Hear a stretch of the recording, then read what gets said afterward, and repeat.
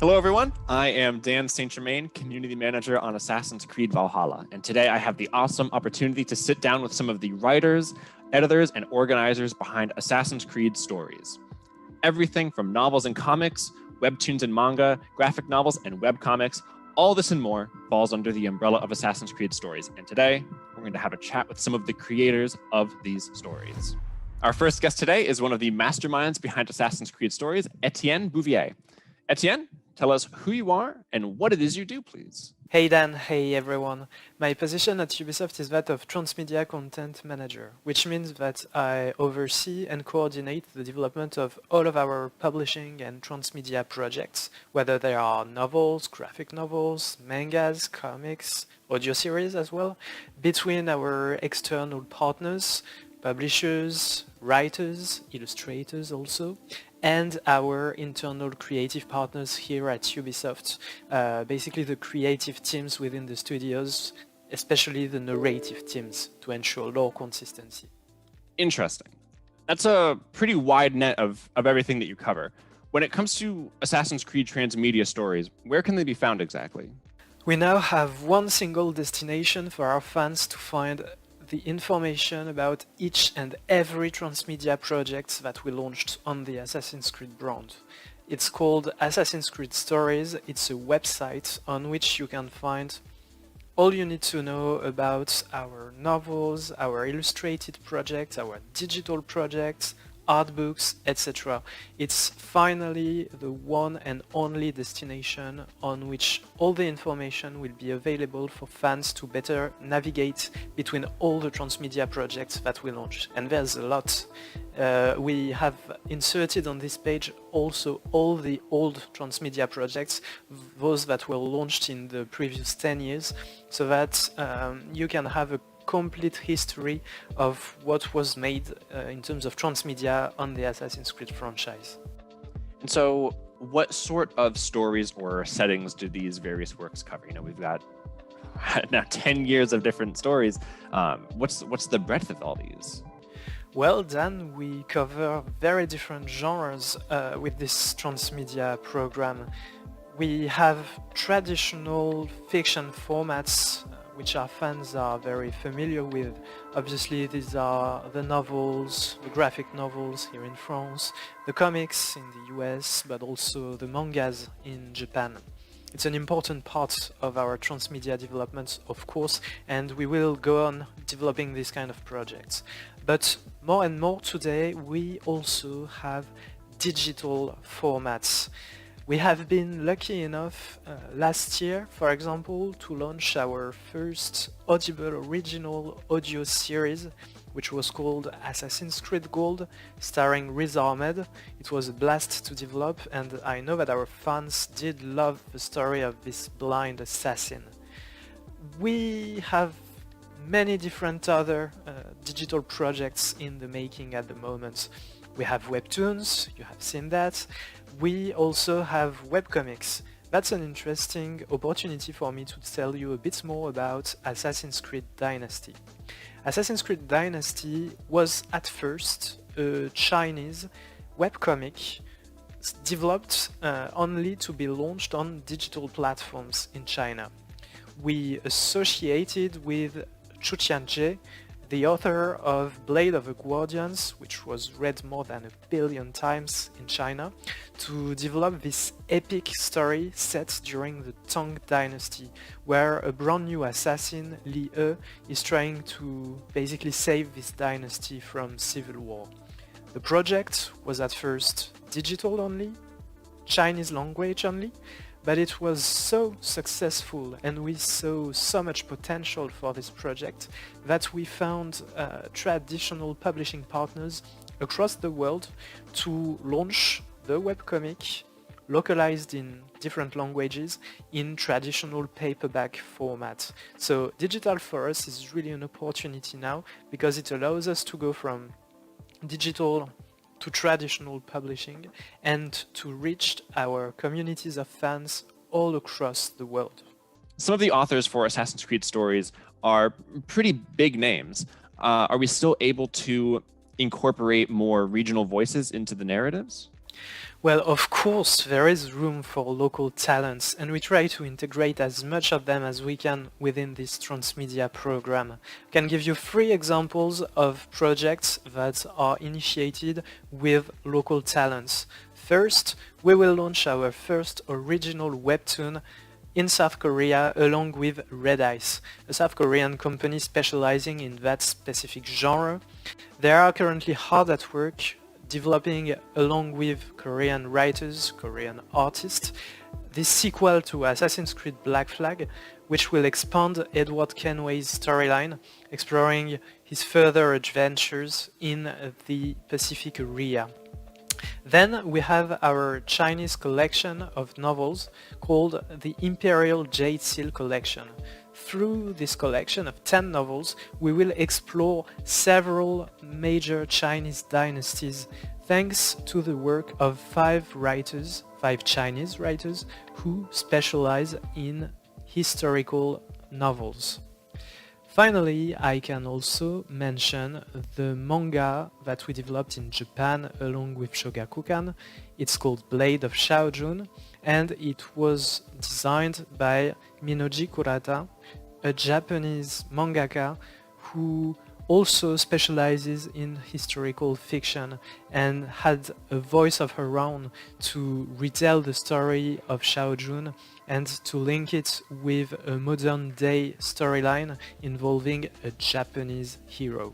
So if you want to know more about this specific manga, we have a short documentary about its artist that we will display just now so that you can get to know her a bit better.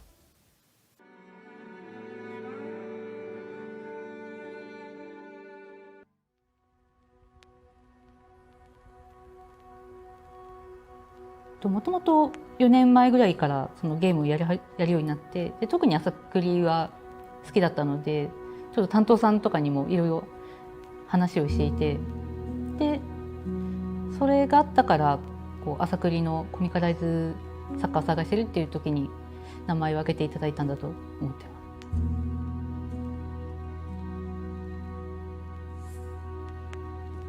ます。最初はあまりいや私ではちょっとみたいなふうに思って、ネームだけならとかそういうふうな話はしてたんですけど、でもせっかくだったら自分で書きたいと思って、それで、全部ネームから作画まで担当させてもらうことになりますし。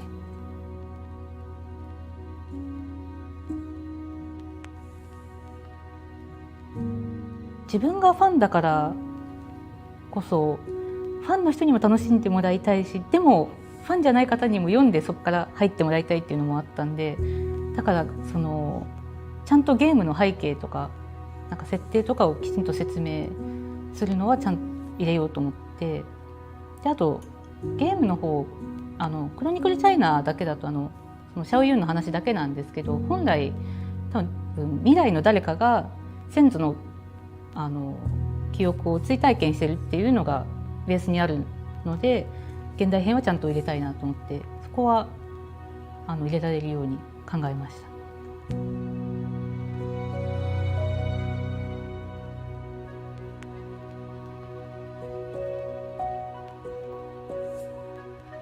そちらの方でそのクロニクルチャイナにはない要素とか、あとその現代の教団と騎士団の戦いについてとか、そういうのは現代編の方で入れようとしています。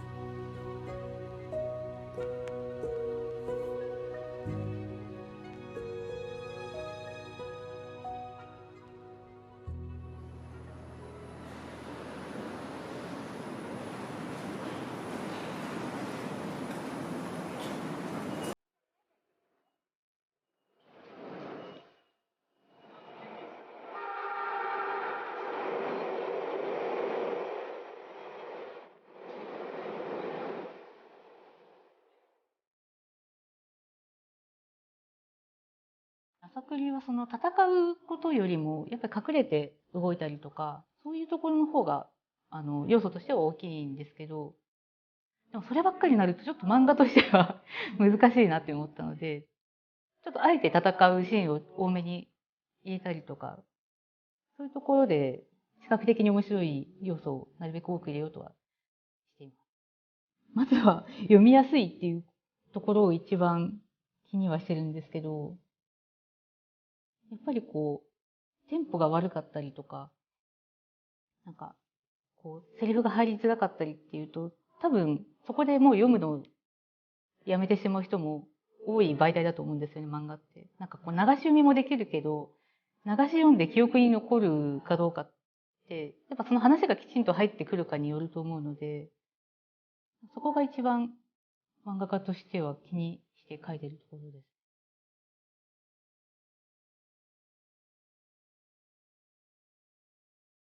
自分の好きな世界とか、そういうのを誰かに分かってもらいたいみたいな感じで書いているので、なんかそれでこう、その世界観だとか、その設定だとかを好きになってくれる人が増えたら嬉しいし、なんか私もそういうなんか何かのきっかけになれたらいいなと思いながら。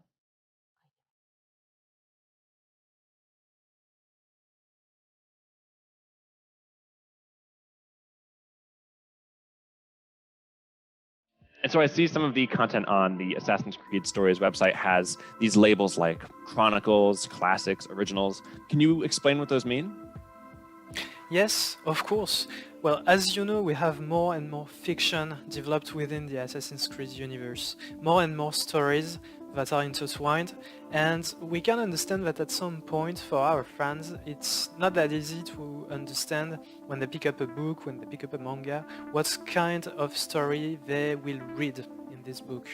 So we designed these 3 labels in order for them to be able to better navigate our collections. The first of these labels is called Classics. Classics are direct adaptation of the storylines of the games. We took the script of the game and we turned it into a novel, a manga, a graphic novel. That's an amazing opportunity for fans to live once again the story of this game that they loved, but through the very specific lens of a writer, an illustrator who gives his or her take on this story. Then we have the Chronicles. We know that some of our characters were fan favorites, and we know that many fans want to learn more about their favorite characters. So Chronicles are often prequels, sequels, excellent opportunities to expand the life of one of our heroes, to give more information about him or her, more background. So these are what Chronicles stories are for. And finally, we have the originals. Originals are very important when it comes to Assassin's Creed transmedia developments, because Assassin's Creed tells us basically the history of humanity, and there are many settings, many eras that are so interesting to explore through books, through mangas, through comics. We take this opportunity within the transmedia program and we create these originals stories with brand new heroes that we know that our fans will love. So thanks to these 3 labels, Classics, Chronicles, Originals, we are now certain that our fans will know exactly what kind of story to expect when they delve into a new transmedia project. Thank you. Thank you, Etienne, for taking the time to explain kind of the broad strokes of Assassin's Creed Stories. Thank you, Dan. It was a pleasure.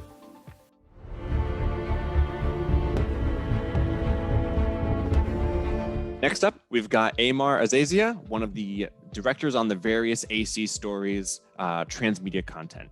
Amar, what exactly does that fancy title entail?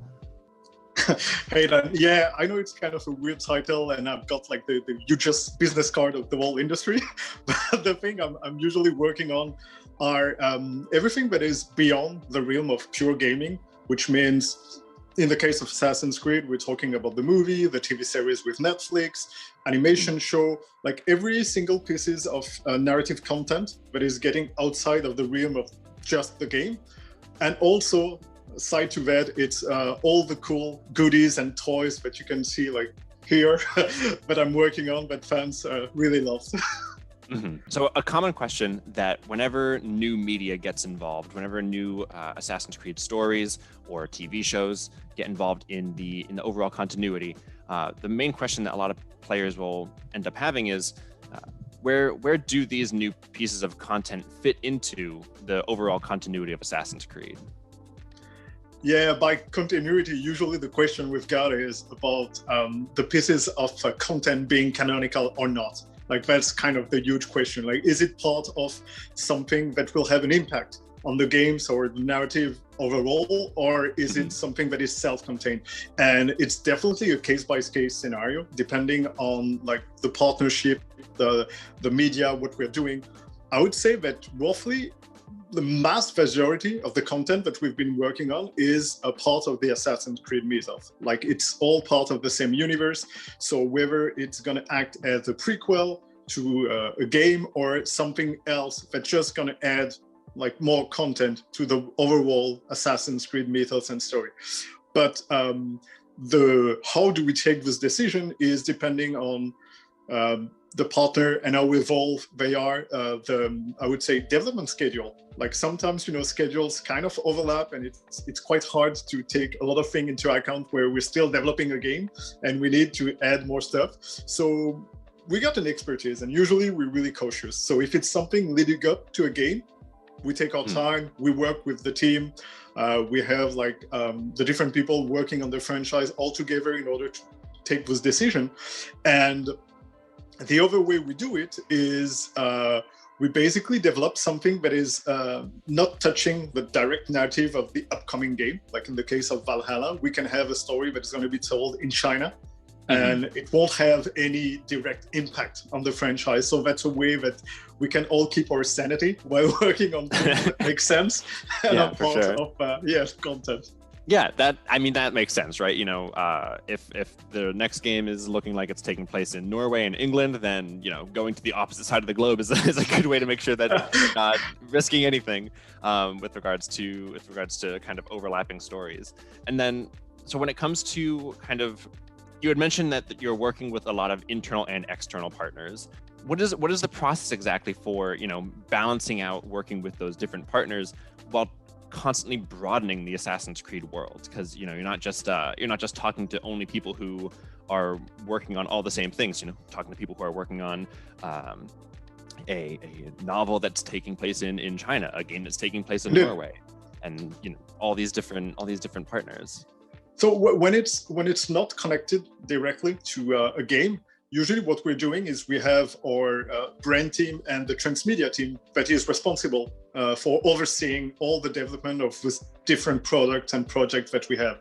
So we know the franchise, we know what we want to do, we know what we want to achieve, and we are the one taking the decision and coordinating all of this effort. When it's closer to a game or it's directly connected to a game like the Dark Horse comics that we have or the novel from Matt Kirby that has been released that is tapping directly into AC Valhalla, then what we're doing is, and it was the world before the pandemic, so bear with me. Usually what we were doing was we were flying out the different author. In the case of Matt Kirby, like Matt came to the studio. Same went for Dark Horses as our partners. Like we had the writers coming to the studio and we spent a couple of days with them. So when I say we, I mean the transmedia team, but also their team. So for Assassin's Creed Valhalla, it was the creative director, narrative director, and we're overseeing the whole development of what the story is going to be. So what we're trying to do is to define a sandbox in which the author can have fun. We don't want to be on their shoulder and basically checking every single step they're gonna do. What we want to do is getting sure that those guys can express their art, come up with an original story. But if it's connected to a world, we need to get sure that everything's work at least as well or as elegantly, I would say, as possible. So for the case of Dark Horse, we decided that having a prequel to the game would be very interesting into digging into some other character or showcasing things that we don't have in the game. And the format itself was really interesting for that. So of course, narrative director was involved, creative director was involved, because we don't want to take them off guard, say something that would break continuity. So it's very important to have that collaboration. And we try to do it as early on as possible. That way, Prod can then focus on shipping a good game and we can focus on delivering a kick-ass story.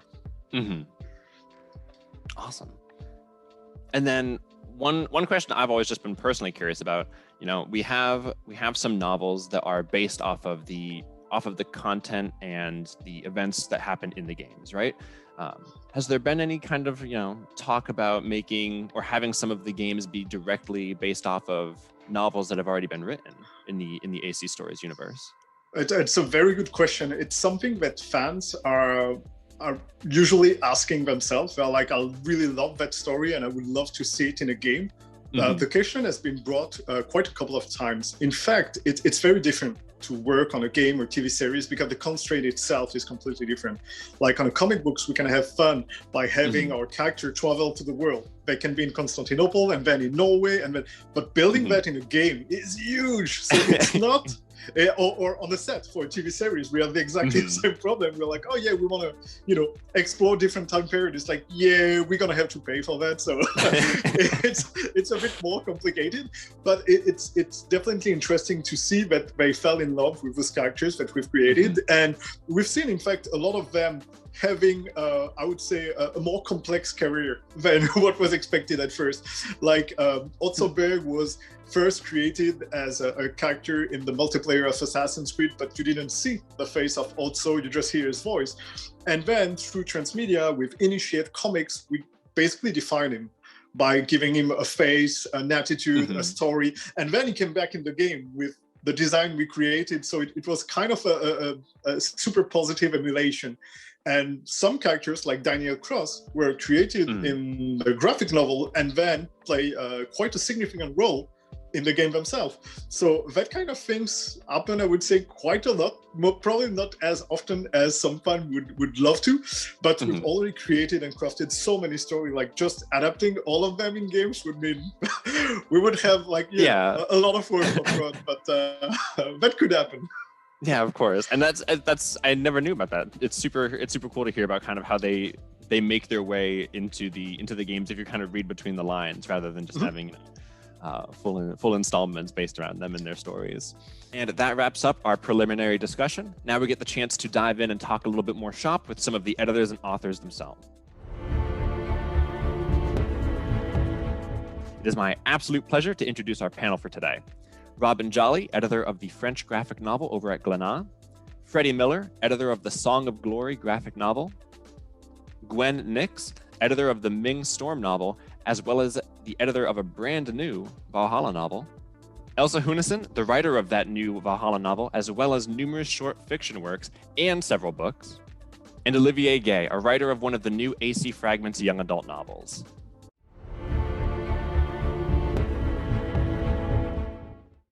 Robin, Freddie, you're both editors on these different novels. Could you just very quick give yourselves an introduction for everyone else who's just now seeing you for the first time? Hi, I'm Freddie Miller. I'm an editor at Dark Horse Comics. We have been, we're a US publisher. We've been publishing comics since 1986. Some titles you might be familiar with from Dark Horse are Sin City, Hellboy, The Mask, in recent times, The Umbrella Academy, Resident Alien.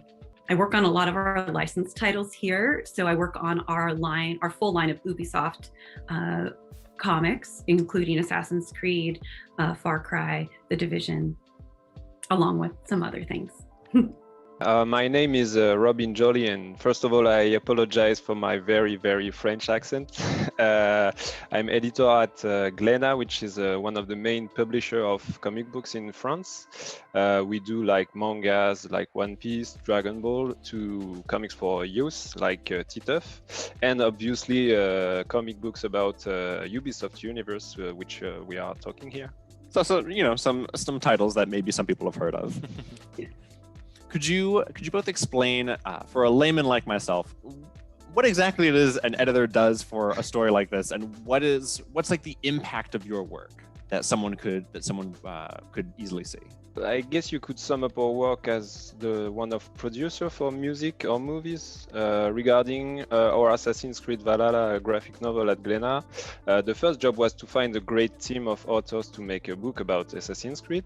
Then we give them creative support to improve their story, their art. We make the connection between artists and the team of Ubisoft with the big help of Etienne, and our marketing, sales, communication department. Then we finalize the stuff, we correct if there is any mistake, and we check with the printer to get a beautiful book. I would agree with all of that.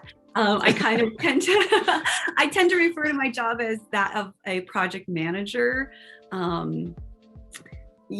Keeping things on time, putting together the team, keeping to a schedule, making sure everything hits the shelves on time as we guide the entire creative team through the process. We work with design for the the cover and the interiors and all that. Wow, it sounds like both of you are wearing a lot of different hats on a day-to-day basis. Since you're working with something directly connected to an existing game, how do you incorporate different visual elements from a video game into such a different medium, such as graphic novels? That's where the collaboration with Etienne and the Ubisoft team becomes very important. As you said, Assassin's Creed Valhalla has an existing universe and a huge one. So the authors and us need to focus on how they can tell the story they want and respect this universe, its visual identity as well as its key elements. And for this, every aspect from the development of the script to the tiles shape of a church roof in the book is constantly examined by the teams of Ubisoft. That's a lot of things we keep in mind, including the most important one, which is making a great book. Yeah, I would say we have to dive completely into the world that's been developed. It's a huge, rich world that's already being developed or has been developed for the game. And so we need to completely go into that. And we also receive a lot of references. So myself and our teams need to refer to that and pay close attention to everything that's been developed so we can stay true to the world. And how did the particular artistic vision and artistic team for these respective works come to be? At Glénat, with the graphic novel of Glénat, we needed to find a team, of course, of players and fans of Assassin's Creed, but with the qualities that fit with the spirit of the game. That's why we asked Mathieu Gabella, who is our writer, and who likes to do stories with very great historical backgrounds. I mean, he could speak with you about history during hours. And the artist, Paolo Tresci, did with us an adaptation of Jack Vance's Demon Princes, which is a sci-fi saga with a lot of epicness. And this is the epicness we want to make Assassin's Creed book. So together they will take us to the beautiful landscape of Scotland in an adventure that involves assassins, Vikings, monks, sacred books, and mysterious legends, which sounds like kind of Assassin's Creed's DNA. Our writer, Kevin Scott, and our artist, Martin Tunica, were recommended by Dark Horse, and the Ubisoft team took a look at their previous work, their resume, and decided that they would be great choices for Assassin's Creed. In Kevin's case in particular, he is a big fan of Viking stories, and the Viking Age is a favorite historical period of his, so that worked out incredibly well. And then for Martin Tunica, he was able to translate the Assassin's Creed Valhalla universe into his own particular style very well, showing violence, realism, action, and paying really close attention to all that reference.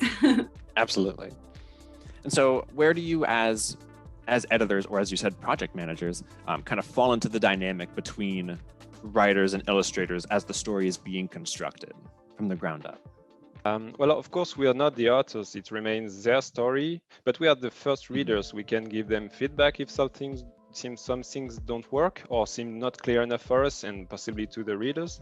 But we can also suggest things. For example, I remember that I really wanted to see the islands drawn by Paolo. So the background of Scotland was kind of choice of mine.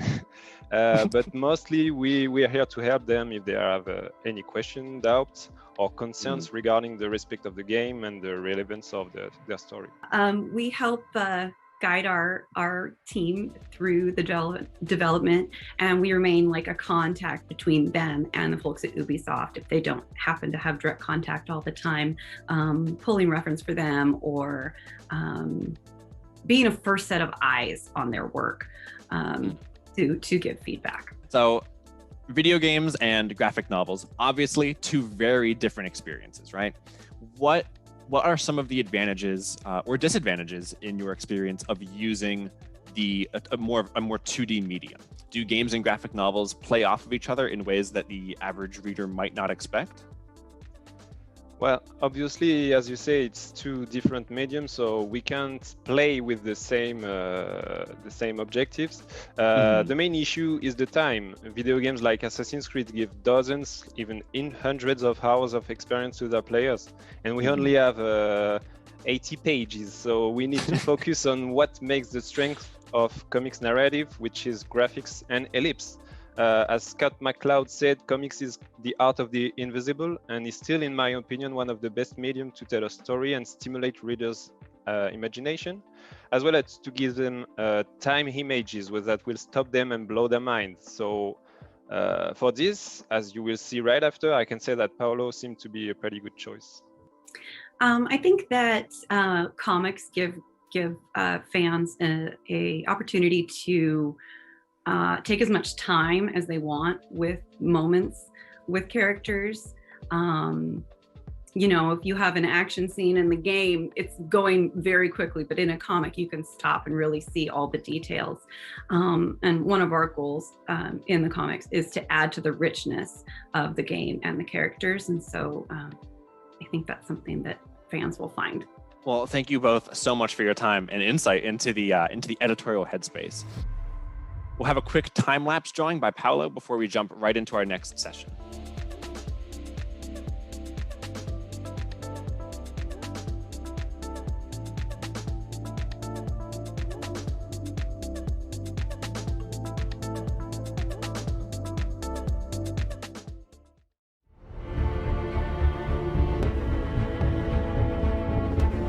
I'm now joined by Gwen Nix and Elsa Hunison, the editor and writer, respectively, of a brand new Valhalla novel.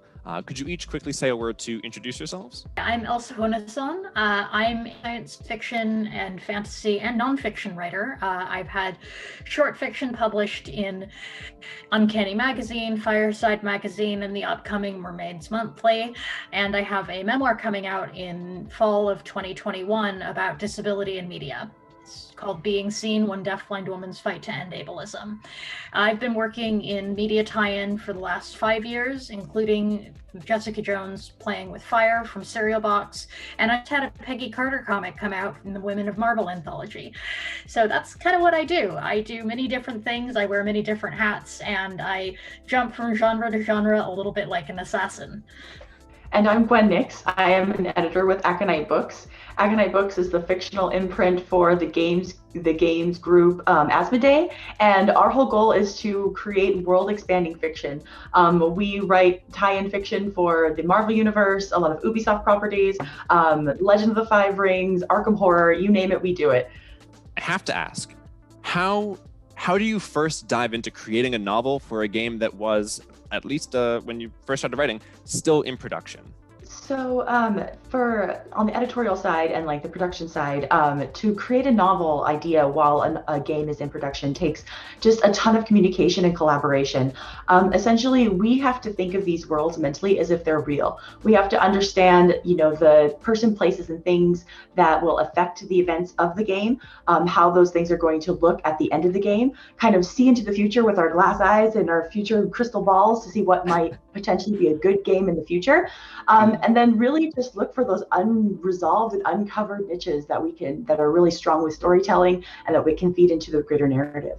I mean, it's funny, I'm still finishing playing Valhalla right now. So it's been sort of like, oh, look, I now need to dive into this world very, very quickly and not slow down my playthrough at all. For me, like learning the game. Sort of learning what the game is doing while I'm also thinking about how to outline and sort of expand that world at the same time, which is fun and also kind of lets me play and work at the same time. Being a Valhalla novel, it obviously is including some familiar faces, as well as some new names. Or I guess better yet, who can Valhalla fans expect to see more of in the new novel that they have already perhaps met? Well, I can't tell you too much, because if I do, I'm going to need to call up the current Assassin's Bureau and send them your way. But I can tell you that Valka will be making an appearance, as will Hytham, which I'm very excited about getting to write both of them into the novel. And you'll also get to meet some new, really exciting people. I'm really excited about our lead character. She's awesome. Mm-hmm. Yeah, and thematically, we're really looking at how the Vikings influenced a lot of popular lores and legends that are beloved in that area at the time. So we're also, as Elsa had already said, we're bringing in popular in-game characters. We're also going to have some in-game characters that are cameoed. And then, as she had mentioned, some new familiar faces that we hope that fans will love. Also, you had mentioned that Hytham is going to be in the novel, and so what is it like playing through the game, seeing the character that you're also writing for at the same time, and like what does that feel like to know that you are in some way shaping this character in the novel versus how you are already seeing them in the game? It's funny, this is not my first time doing a tie-in project, and so every time I get to sort of touch a character who's already been established, it's like I get to play in somebody else's sandbox. I get to add to the story. So it feels very collaborative, to be honest with you. It's like I get to see what people did in the video game, and then I get to add to it and expand. And that's really exciting for me, both as a fan of the Assassin's Creed games for a long time, and also as an author who really enjoys getting to explore these sandboxes.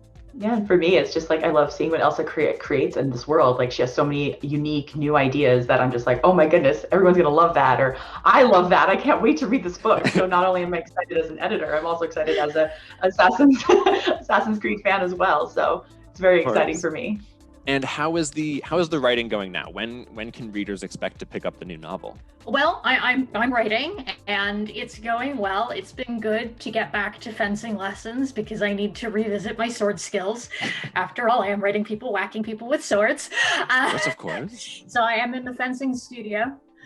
But I also can't give you a totally clear date. I will say that it will show up somewhere in your hands in 2022. And by then I will have been fencing for a year and I can show off some of my skills while I'm holding a book in my hand.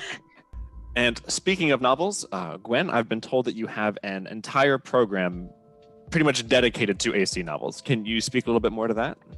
Yes, Aconite Books has a very robust Assassin's Creed program in the lineup. We were the publishers and the US publishers for the Garabin Saga novel, which just recently came out. We are also going to be doing a loose linked trilogy in the Valhalla universe, so you'll definitely be seeing more books coming from us in the future. And then we're also continuing the Ming Storm trilogy, which is going to be an original strand in the Assassin's Creed universe. As for other stuff, the Assassin's Creed universe is so vast, like you're definitely going to be having a lot of new books coming to you and to join the other books on your shelves. Fantastic. Well, thank you both very much for taking the time to talk with me. I did not know anywhere near as much about the novel writing process or Assassin's Creed, or for Assassin's Creed, or pretty much otherwise at all before today. This has been extremely eye-opening. So thank you so much. Thank you. Thank you.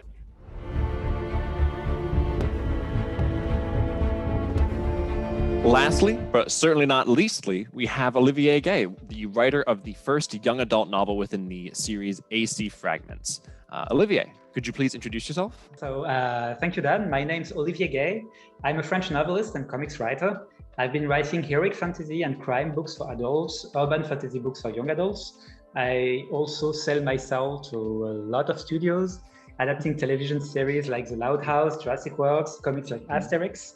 And I also play a lot of video games, both off and online. And of course, Assassin's Creed is among my favorites, of course, because when I can backstab someone, that's when I'm the most happy. So when Ubisoft called me and told me I could go wild on the universe, I kind of, felt all warm and fuzzy inside.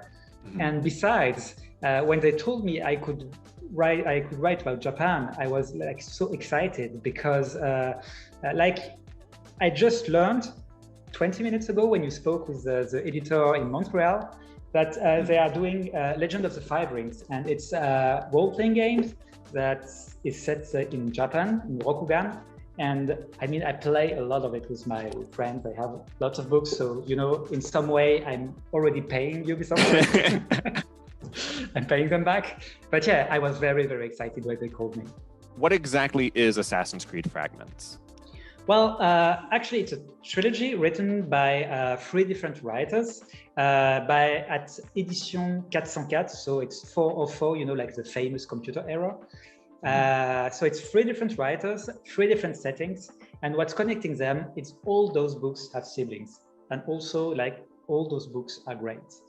The first one, is mine, and so it's set in medieval Japan in 1868, at the time where the Edo era will end and the Meiji era will start. The second book is set in the Highlands, you know, where if you've seen the movie Braveheart, you'll know what I'll be talking about, what I'm talking about. And well, the last one is set in South France during the Inquisition, where a lot of witches were burnt. What makes this series of books different from a more classic novelization? Well, I kind of felt my life was on the line. I mean, this is Assassin's Creed we're talking about. I'm a big fan, so I don't want to mess up. But that's not the most important. The most important thing is the fans don't want me to mess up. There's a huge fan base everywhere in the world, and they're all eagerly waiting to see whether I mess up or not, whether I get my facts right or not. And I mean, when I do an ego search and I write the name of the book, I find, you know, websites in all kinds of languages, some in Japanese, some in Portuguese, and they are all, you know, comparing facts and saying, oh, I hope it will be good. And I say, yeah, I hope it will be good as well. And also, there's also a lot of pressure because I chose medieval Japan as a setting, and it's a very, very popular setting. I mean, a lot of people are reading, you know, comic books, mangas. I've seen movies about medieval Japan, and they aren't as forgiving as they would be for other time periods. When you want to do it, you have to do it right. So, well, I hope I did it right. That's awesome. And what was some of your inspiration behind picking medieval Japan as a setting, both the time period and the place? Well, I'm a big fan of the romanticized view of medieval Japan. I mean, when I say romanticized, it's like, you know, all the stuff you see in novels, you see in video games, you see in comic books or movies, like The Last Samurai, or when I was younger, I was a big fan of Rurouni Kenshin. I don't know how you say it in English, but, you know, ninjas vanishing into thin air, Shugenja casting spells, samurai battling with the light of dawn and stuff like this. I mean, it's the stuff of legends, and it's very, very interesting to recreate it for me. And it was even more interesting to recreate it with all this, you know, game-ish and fantasy-ish stuff, but in a real time period with real people, real characters who existed, and you know, the never-ending war between Templars and Assassins taking place at the beginning of the Meiji era. So the Assassin's Creed games are about a lot of things, you know, themes of family, legacy, freedom, as well as many other things, of course. And so how do the novels and how do your novels explore similar themes as the games, or perhaps branch off into new territory? Yeah, well, it wasn't that hard actually, because all the themes you called are themes that are very common to humankind. I mean, every legend we talked about, even before books, when people talked about legends around campfires, it was, you know, about tales of family, tales of heroism, tales of freedom, and it's surprisingly vivid in whole humankind history. And so when I wrote this novel, it was even, I mean, the hard part wasn't this, it was, you know, putting it in perspective so it could be as good as other things that have been done on Assassin's Creed. So while you've been writing, what have been some of the difficulties and surprises or even sacrifices of turning a historically adult franchise into something more geared towards a young adult audience? Well, surprisingly little. I mean, we reviewed the plot, of course, with the team at Ubisoft, but they were pleased with it. So thank you, Ubisoft. And they let me totally free to write what I wanted. Also for me, and I've written a lot of books, young adult books, and young adults aren't children. When I write for them, I don't censor myself. There's some graphic violence in the book. I mean, it's about samurais fighting. So there are, of course, some beheading involved. And at what times the heroine is pretty embarrassed at having other soldiers pissing in front of her. So, I mean, there are a lot of themes that can be seen as adults, but young adults can totally read it. And not everything is peachy. Some characters may not survive the ride, and that's what's interesting about. Okay, yeah, that sounds extremely exciting, actually. Thank you. Thank you so much. Because of soldiers pissing, right? Yeah, that's exactly what it was. Yeah, that's the one. That's what was the deal breaker for me. Thank you so much for indulging the young adult and Assassin's Creed nerds within me, Olivier. It's been great talking with you. Yeah, likewise. And one last thank you to all of our guests. Thank you. Thank you Thank so you. much. Bye-bye Bye. then. Thank you. Thank you. Bye. Bye. Thank you all so much for tuning in. That's all for the show today, but definitely be sure to check out some of the work shown and covered here if you haven't already. Thanks again for watching and have a great rest of your day.